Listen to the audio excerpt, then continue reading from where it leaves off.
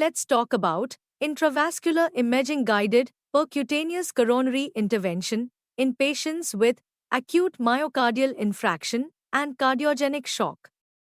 There are no clinical data on the efficacy of intravascular imaging guided percutaneous coronary intervention compared with angiography guided percutaneous coronary intervention in patients with acute myocardial infarction and cardiogenic shock. The current study sought to evaluate the impact of intravascular imaging guided percutaneous coronary intervention in patients with acute myocardial infarction and cardiogenic shock.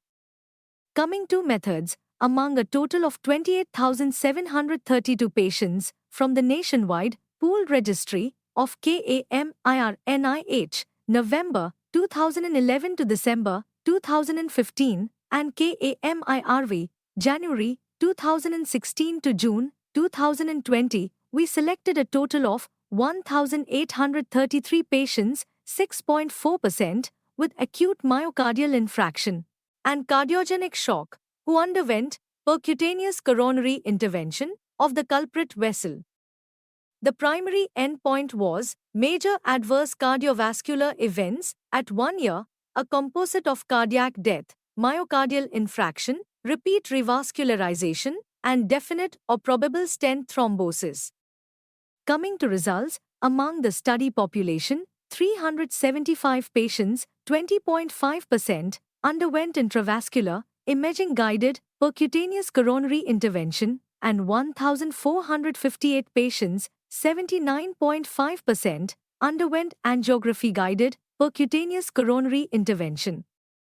Intravascular imaging-guided, percutaneous coronary intervention was associated with a significantly lower risk of 1-year major adverse cardiovascular events than angiography-guided percutaneous coronary intervention, mainly driven by a lower risk of cardiac death.